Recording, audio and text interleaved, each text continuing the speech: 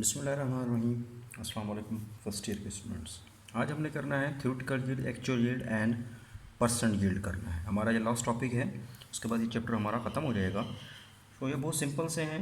जो theoretical yield होती है मैं उसको टी वाई से रिप्रेजेंट करूँगा। आप लोगों ने इसको मुकम्मल तौर पे करना है। थ्योरेटिकल यील्ड को मैं टी वाई से रिप्रेजेंट करूँगा, एक्चुअल यील्ड को मैं ए वाई से रिप्रेजेंट करूँगा और परसेंट यील्ड को पी वाई से करूँगा। यहाँ पूरा कर दूँगा, कोई बात नहीं है। तो थ्योरेटिकल यील्ड क्या होती है? The quantity of product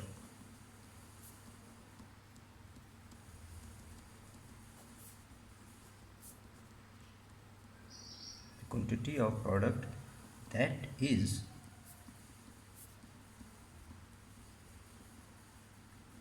obtained through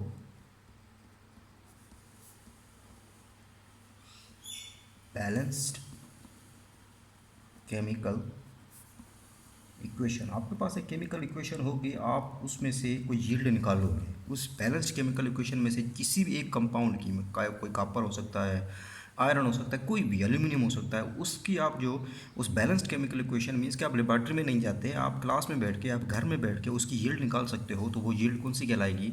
theoretical yield कहलाएगी। जबकि आपके पास जो एक्चुअल यील्ड होगी मीन्स के ए वाई एक्चुअल यील्ड आपने मुकम्मल लिखना है इसको। सो एक्चुअल यील्ड क्या होती है?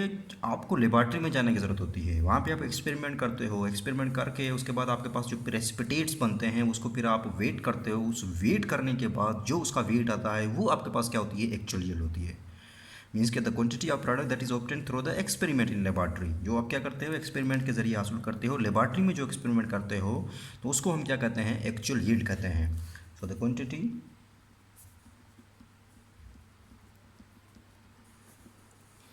quantity of product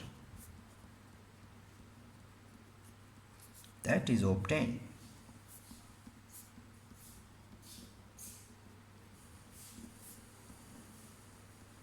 through experiment। किसके ज़रिए? एक्सपेरिमेंट के ज़रिए। In lab, in laboratory. Laboratory में आप क्या करते हो? एक्सपेरिमेंट करते हो। उस दौरान आपके पास जो प्रोडक्ट आती है या क्वांटिटी ऑफ प्रोडक्ट आती है या यील्ड आती है, वो आपके पास कौन सी यील्ड कहलाती है? एक्चुअल यील्ड कहलाती है। अब परसेंटेज यील्ड कैसे निकालते हैं? परसेंट यील्ड कैसे निकालते हैं हम? परसेंट यील्ड को, एक्चुअल यील्ड को हम डिवाइड करते हैं, थ्योरेटिकल यील्ड मल्टीप्लाई करेंगे आप उसको 100। मीन्स की एक्चुअल यील्ड जो आपको कहाँ से आएगी? एक्सपेरिमेंट के जरिए आएगी। बैलेंस से आप क्या निकालोगे? थ्योरेटिकल यील्ड निकालोगे और उसको 100 से मल्टीप्लाई करोगे तो आपके पास यहाँ पे क्या आ जाएगा? परसेंट यील्ड आ जाएगी। अब यहाँ पे कुछ ऐसे रिएशंस होते हैं जो कि क्वांटिटेटिव रिएशंस होते हैं। सम रिएशंस आर क्वांटिटेटिव रिएशंस होते हैं, कुछ रिएशंस जो होते हैं आर क्वांटिटेटिव रिएशंस होते हैं। ये जो quantitative reactions these are used, इन रिएशंस को यूज़ किया जाता है in chemical analysis. These quantitative reactions are used in chemical analysis. इन क्वांटिटेटिव रिएशंस को हम कहाँ यूज़ करते हैं? क्वांटिटेटिव एनालिसिस में यूज़ करते हैं। लेकिन क्या होता है कि quantitative reactions they are used in chemical analysis. So quantitative reactions जो होते हैं they are used in chemical analysis. इसको हम क्या करते हैं? केमिकल एनालिसिस में यूज़ करते हैं। इसमें क्या होता है कि आपके पास जो एक्चुअल यील्ड होती है या थ्योरेटिकल यील्ड, जो एक्चुअल यील्ड होती है that is almost equal to theoretical yield में। तकरीबन वो क्या आ जाती है? थ्योरेटिकल यील्ड्स के बिल्कुल बराबर आ जाती है। और आपके पास जो परसेंट यील्ड आएगी, जो आपके पास परसेंट यील्ड आएगी दैट इज़ इक्वल्स टू 100, वो आपके पास 100% आ जाएगी।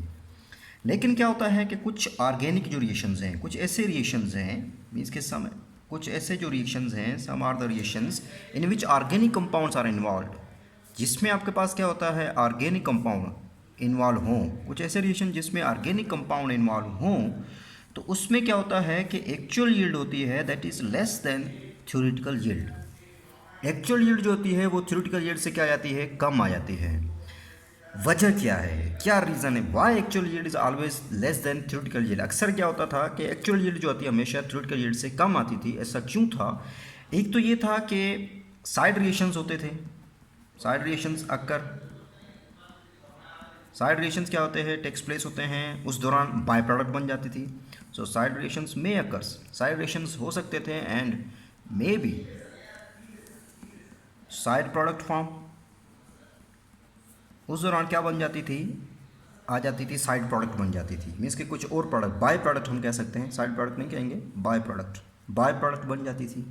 नंबर 2, रिवर्सिबल रिएक्शन कभी क्या होता है, कंप्लीशन की तरफ नहीं जाएगा, रिवर्सिबल रिएक्शन होगा तब भी आपके पास क्या आएगा, एक्चुअल यील्ड जो होगी that does not equal to the theoretical yield, that's why reversible reactions, एक ये रीज़न है रिवर्सिबल रिएक्शंस में अकर रिवर्सिबल रिएक्शंस भी होना शुरू हो जाते थे।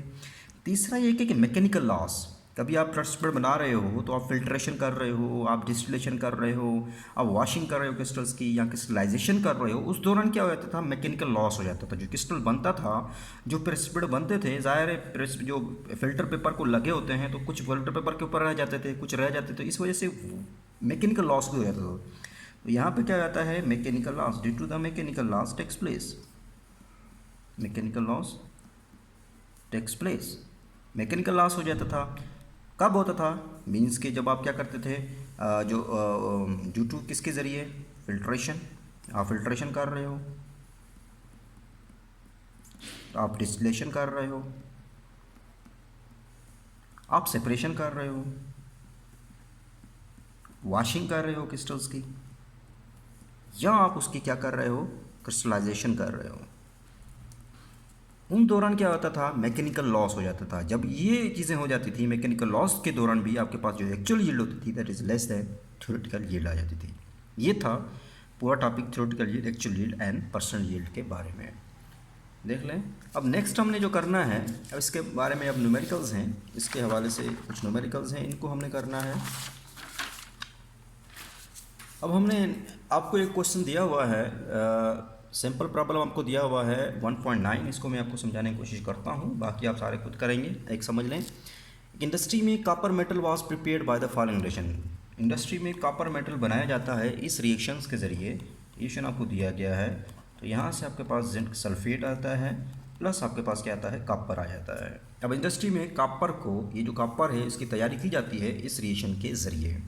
यहाँ पे आपको कॉपर सल्फेट जो ग्राम है, मास ऑफ कॉपर सल्फेट आपको दिया गया है, मास ऑफ CuSO4 उसका कितना आपको दिया गया है क्वेश्चंस में, 1.274 ग्राम, 1.274 ग्राम कॉपर सल्फेट।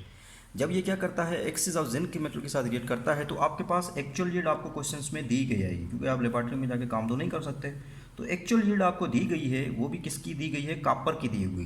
मीन्स कि कॉपर की आपको जो, क्योंकि प्रोडक्ट तो आप क्या प्रोड्यूस कर रहे हो, कॉपर बना रहे हो, तो कॉपर की आपको एक्चुअल यील्ड दी गई है, वो दी गई है आपके पास 0.392 ग्राम, 0.392 ग्राम दी गई है। तो आपको कहा गया है कि कॉपर की दी गई है, तो कहा गया है कि परसेंट यील्ड फाइंड करो। तो आपने क्या फाइंड करना है, परसेंट यील्ड को फाइंड करना है। अब आपके पास क्या होना चाहिए था, देखें आपके पास तकरीबन ये आपके पास है, थ्योरेटिकल यील्ड के साथ डिवाइड करते तो 100 करते तो आपके पास आसानी से, लेकिन आपके पास थ्योरेटिकल यील्ड नहीं है, किसकी, कॉपर की, क्योंकि हम कॉपर को ही देख रहे हैं, कॉपर ही इंडस्ट्री में बनाया जा रहा है। अब इस कॉपर की हमने क्या करनी है, पहले थ्योरेटिकल यील्ड फाइंड करनी है, मींस के ग्राम में फाइंड करना है, या सॉरी ग्राम में फाइंड करना है। अब ग्राम में फाइंड करने के लिए हमारे पास क्या होना चाहिए, कॉपर का 63.5 ग्राम या 3 ग्राम जो है वो एटॉमिक मास है इसका। इसका मतलब है एटॉमिक मास तो हमारे पास है, अब मास निकालना है तो हमारे पास मोल्स होने चाहिए। तो हम इसको सिंपल इसके साथ कंपेयर करेंगे, इस कॉपर को कॉपर सल्फेट के साथ कंपेयर करेंगे। जब कॉपर सल्फेट के साथ कंपेयर मीन्स कि इसके भी मोल्स को इसके मोल्स से कंपेयर करेंगे, इसका मतलब है कि ये वाला जो आपके पास ग्राम है, इसको पहले हमें किस में कन्वर्ट करना है, मोल्स में कन्वर्ट करना है। तो यहाँ पे आपके पास हमने पहले निकालने हैं किसके, कॉपर सल्फेट्स के moles, moles of copper sulphate. अब मोल्स निकालने के लिए यहाँ पे आपके पास फार्मूला है, mass of copper sulphate divided by molar mass. Mass आपके पास कितना दिया है, 1.274 ग्राम है। इसका मोलर मास निकालें कॉपर सल्फेट का, मीन्स के इनके एटॉमिक मास उसको सम कर दें। कॉपर आपके पास 63 है, सल्फर आपके पास 32 है, ऑक्सीजन आपके पास 4 मल्टीप्लाई बाय 16 कर दो तो कितना हो जाएगा, 64 हो जाएगा। इन सबको सम कर दो तो यहाँ पे आपके पास जो क्वेश्चंस में दिया गया है दैट इज़ 159.6 ग्राम पर मोल, 159.6 ग्राम पर मोल आता है। जब इनके डिवाइड करेंगे तो यहाँ पे इनके जो मोल्स आते हैं वो आपके पास मोल्स आते हैं 7.982 1 मल्टीप्लाई बाय 10 की पावर -3 मोल्स, इतने मोल्स आते हैं यहाँ पे आपने क्या कर लिया, कॉपर सल्फेट के आप लोगों ने मोल्स फाइंड कर लिए। अब सिंपल है, इक्वेशंस को आप कंपेयर कीजिए। कॉपर के मोल्स फाइंड करने हैं तो आप यहाँ पे लिखिए मोल्स ऑफ किसके, कॉपर सल्फेट, रेशो बनाइए मोल्स ऑफ किसके, कॉपर के साथ कंपेयर कीजिए। तो यहाँ पे अगर आपके पास 1 मोल है तो यहाँ पे भी आपके पास कितना मोल आ रहा है, 1 मोल आ रहा है। अगर आपके पास कितने मोल हों, 7.9821 मल्टीप्लाई बाय 10⁻³ हो तो कितने होंगे, 1। इसको डिवाइड कर दिए, गिवन है उसको मल्टीप्लाई करें, 7.9821 मल्टीप्लाई बाय 10⁻³ आता है। तो यहाँ पे आपके पास 1 मल्टीप्लाई करेंगे तो कितने आ जाएंगे कॉपर्स के मोल्स, आपके पास कितने आ जाएंगे, 7.9821 मल्टीप्लाई बाय 10⁻³ मोल्स आ जाएंगे। ये किसके मोल्स आ गए आपके पास, कॉपर के आ गए। अब आपके पास आसान है थ्योरेटिकल यील्ड निकालना, तो थ्योरेटिकल यील्ड आपने निकालनी है किसकी, कॉपर की निकालनी है। तो मीन्स के यहाँ पे आपके क्या आ जाएगा, मास of copper is equals two moles को मल्टीप्लाई कर दो उसके एटॉमिक मास के साथ। तो आपके पास मोल्स आ गए 7.9821 मल्टीप्लाई बाय 10⁻³ मोल्स आपके पास सॉरी ये तो हो गए मोल्स हो गए। एटॉमिक मास होता है आपके पास 63.5 ग्राम होते हैं, 63.5 ग्राम है।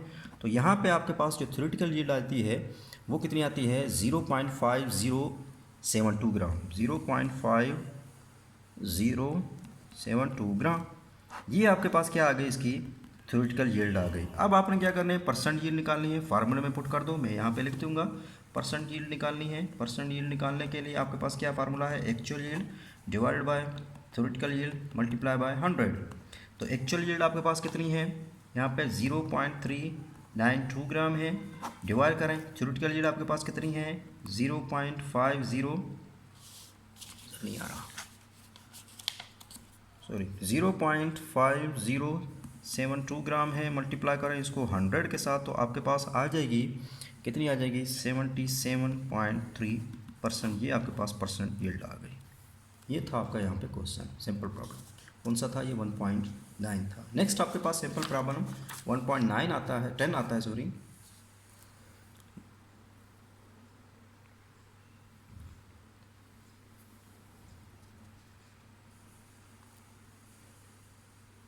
Simple problem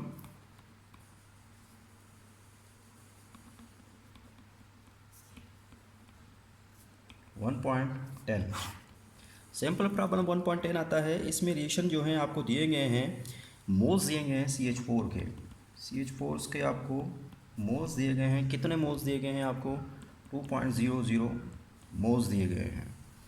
variation axis of Cl2 as a result of आपके पास CCl4 के जो हैं एक्चुअल यील्ड जो आ रही है वो CCl4 आ रहा है, वो कितना आ रहे हैं, उसके ग्राम आ रहे हैं 177.0 ग्राम आ रहे हैं। ये आपके पास आ गया। अब आपने सिंपल सा क्वेश्चन जो है आपको दी गई है बुक में कि इसमें CH4 प्लस आपके पास आ जाता है 4Cl2, रिएक्ट करते हैं CCl4 प्लस 4HCl। आपको इसके एक्चुअल यील्ड दे दी गई है, थ्योरेटिकल यील्ड फाइंड करनी है, मोल्स आपको इसके दे दिए गए हैं। सिंपल है, आप फार्मूला लगा दिए मोल्स ऑफ CH4, यहाँ पे आपके पास आ जाएंगे मोल्स ऑफ CCl4।